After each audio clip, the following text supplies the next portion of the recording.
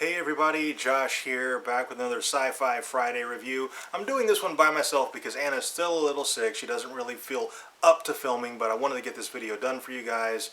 Anna's actually sitting on the couch to my left right over here, so she's going to be watching me film, and if I get anything wrong, I'm sure she'll chime in and correct me. So, Sci-Fi Friday, reviewing Defiance Season 3, Episode 6, Killjoys Season 1, Episode 5, and Dark Matter Season 1, Episode 6. And this is actually a really good weekend for the sci-fi shows. All three shows, really good this week. So, if you haven't totally caught up on all three of them, and you don't want to get any spoilers, you're going to want to skip this video until you have watched them, because everything I say from here forward is going to be a spoiler. Starting off with Defiance Season 5, Episode 6, titled The Beauty of Our Weapons. And the title kind of gave the plot away of this episode, which is fine, but Von Bach, who if we find out last week was Berlin's ex-boyfriend, he's the gun runner who sold all the weapons to the VC, he comes to Defiance to give them weapons for free. So he tells Berlin later that it was a gesture to win her back, but I'm thinking it's a trap for Defiance. That's the vibe I got from it, because he did tell them, you know, when Nolan has him at gunpoint, you know, he's like, I control the guns right now, I can deactivate them, and he does. He deactivates the gun right in Nolan's hand. So I'm thinking it's a total setup. He did, you know, want to get Berlin out of the situation, I think. But I think it actually is a setup for Defiance. I think when the big battle happens, their weapons are going to go bad or something's going to go wrong there, because I just don't trust that guy. Also, things between Tefkin and Kinsey are really getting tense. They are very much butting heads right now. I think one of them probably doesn't make it through the season. I'm hoping it's Kinsey, because I don't think she really adds too much to the show. And since Daytak actually, I guess he died this episode. They didn't show it, but he was on the shaming rack, so I'm assuming he's dead now. So since he's out of the picture, I'm assuming Stama and Tefkin will now be the villainous couple. He's going to take Daytak's place, which is kind of what I've hoped for all season, and it looks like that's going to actually happen, so I'm really looking forward to seeing what Tefkin does from here forward, but I don't think Kinsey makes it through the season. Also, Nolan is putting together his militia, and he's having trouble keeping recruits, because Arissa's not participating because she's so traumatized from everything that's happened to her that holding a gun, causes her a panic attack. So he's, kind of exempted her from the militia, but because of that and because people idolize her, they're deserting. And so he talks her into rejoining, and they're doing target practice, and she just can't do it. She goes into full-blown panic attack mode, and she starts hallucinating Tommy from when he died. She hallucinates shooting him, and she just loses it in front of everybody. And Nolan he's kind of forced to tell everybody exactly what's going on with her, but he gives this really inspirational, motivational speech and kind of wins everybody over, including Arissa. Actually, she's like, I have to go back, and I think it was Amanda who was like, not right now. So Arissa, I think she's gonna come around, and it looks like it's going that direction. She's just not quite there yet, but I think badass Arissa is coming back.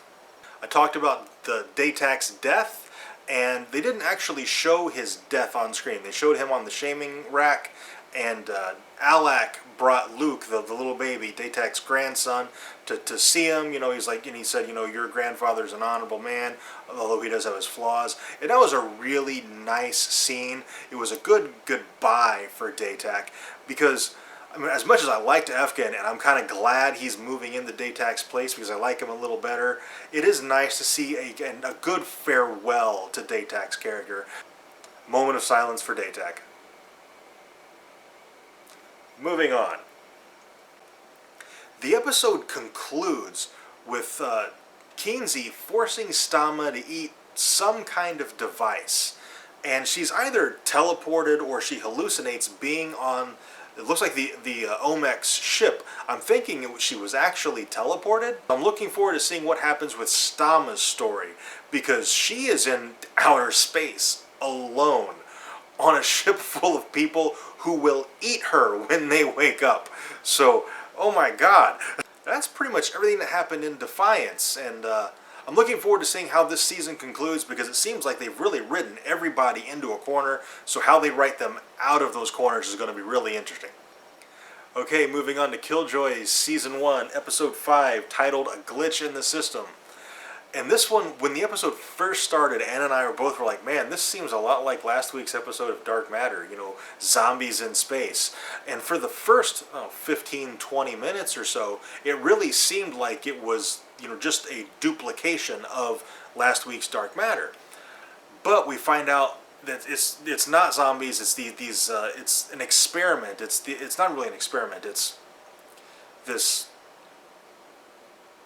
interrogation system going on, and there's a glitch in the system, and it was such a good episode. But Davin gets captured about midway through the episode, and he gets put into the interrogation chamber, and what happens is he is forced to swallow these nanites, and they do some kind of damage to him. Like at first it starts with like an extremity, and then it moves to the eyes, and then, you know, if you don't answer truthfully, it causes you pain. But then when you do answer, it repairs you. And I'm like, okay, that's kind of neat. That's an interesting idea. So Davin gets captured and put into one of these chambers, and he is forced to confess that he actually slaughtered his platoon, or his squad. But he doesn't remember doing it. He doesn't know why he did it or anything like that. So I'm really looking forward to seeing where Davin's story goes, because we kind of knew that his past was dark. We didn't realize it was this dark. And I'm really excited to see what happens for the rest of the season with him now, because holy shit. That was the big thing that happened in this episode. A couple of small things that happened, or one small thing that I really got a kick out of, is Lucy would not come back to rescue anybody until Dutch told her that Johnny was in trouble. So it just illustrated the bond between Johnny and the ship, Lucy. So I thought that was really neat. I hope they actually explore that more as the season progresses, because I want to know why Lucy, who is a computer, feels this devotion for this human. We also learn that Dav's memory, it's not that he's traumatized and can't remember. He's actually had his brain messed with, so he can't remember. So I'm hoping that we get that at least somewhat resolved by the end of the season, although that does seem like the kind of arc that will be ongoing for a while.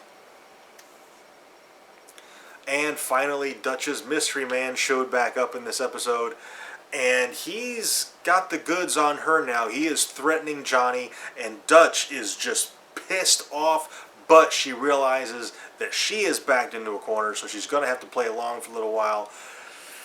But I do think in the long run, the mystery man has made a mistake by threatening Johnny, because he's her boy, you know, that's her baby brother basically, and she is just not going to put up with somebody threatening him. I think that's pretty much it for Killjoys. Moving on to Dark Matter, Season 1, Episode 6, titled Episode 6. And this was an amazing episode. If you're watching Dark Matter, tell me if you agree. I thought this was the best episode of the season. 5 decides that she wants to go into like this deep sleep and have her memory tracked to where she can go in and maybe find out more about each member of the crew. And we find out a lot about 4 specifically, which he was kind of the most mysterious character in the show, so far to me anyway. And we find out that he actually did not kill the Emperor, his father, that the Empress did, his stepmother, in order for his stepbrother, his half-brother I guess, to take his place, to be Emperor instead of 4. So I'm really excited to see how 4 reacts to this, because as soon as she tells him, he walks off like he's got to go process it, or he's got to go act on this new information or something. So I really hope, you know, he comes forward to the rest of the group and tells them exactly what, you know, happened to him, and, you know, maybe he can enlist their help, because I think them as a crew can go in and straighten things out for 4, or at least, you know, make some trouble for the Empress. We also find out that 5 was actually not an original crew member, which we kind of thought from before, from when she discovered that the room off to the side and the dead body. We kind of figured she was most likely a stowaway, but we did get that verified. She is not a crew member. She's actually on the run because she stole that piece of technology, that key card or whatever that was. And she's on the run because the people who she was with, her fellow whatever they are, they're just like, they're homeless. They live in this area of this little city, and everybody's dead but her and the boy. But he did get shot, so they're on the run and they stow away on the Raza, and he obviously ended up dying because she found his body later on. And she was discovered by 3, who then put her in the airlock, but she was trying to convince him, don't do it because I've got this piece of tech, so it's probably a big score for you guys, you probably want to keep me alive. And we don't really know what happened after that. Clearly he didn't, shoot her out the airlock, but we don't know if the rest of the crew then found out about this piece of tech or what happened with that, because she jumped memories into 1's memory. And we find out, he grew up very privileged, horseback riding, on a very kind of luxurious farm kind of a thing. And 6, he decides, she gets so embedded into the memories that she can't get out, and her body and her brain just can't take it. So 5 decides he's going to get hooked up to the machine too and go in after her. And he goes in, and we've kind of talked in our reviews of this show before how it seems like 5 and 6 have a special relationship, and they really do. And 5 actually comes to him and says, I really wasn't sure if I could trust anybody, now at this point. I'm not sure I can trust 2 anymore, although I did. I just don't know if I still can, but I know I can trust you. And that really hit home with 6, because we did find out in this episode that he was part of like a revolutionary group, like a group of terrorists almost, and he hijacked this battleship, and the station he hijacked it from then blew up, unbeknownst to him that was part of the plan. And so he's now racked with this guilt that thousands and thousands of people died, and he's kind of got that on his shoulders now, even though he wasn't aware of it at the time. So I'm wondering if 6 is going to seek some kind of vengeance against that revolutionary group or whoever they are. Because I got to think that his moral compass is basically it works now. It's straight. He's not this evil, villainous person that maybe his rap sheet says. And that's all the memories we got in this episode. We didn't get anything for 2 or 3. And those were kind of the 2 that I wanted to see the most. Great, great episode of Dark Matter. If you guys aren't watching Dark Matter and you're watching this review, seriously, you need to check it out. It's also a comic book. It only went 1 graphic novel, but it was absolutely amazing. And the series, the first episode or 2, follow the graphic novel pretty closely. It's a slight change in the characters, though. But seriously, check it out if you haven't. It's really good. Alright, I think that's pretty much it for this video. If you're watching these shows, talk about it to us in the comments. Let us know what you thought. Defiance Season 3, Episode 6, Killjoys Season 1, Episode 5, and Dark Matter Season 1, Episode 6. I enjoyed all 3 of them immensely. I thought it was a great weekend for Syfy Friday. So, let me know what you thought. Also, be sure to like and subscribe. We're almost to 225 subscribers. As soon as we hit that number, we're going to announce the next giveaway. So look forward to that. And okay, that's it. Thank you very much for watching. I'll see you next time.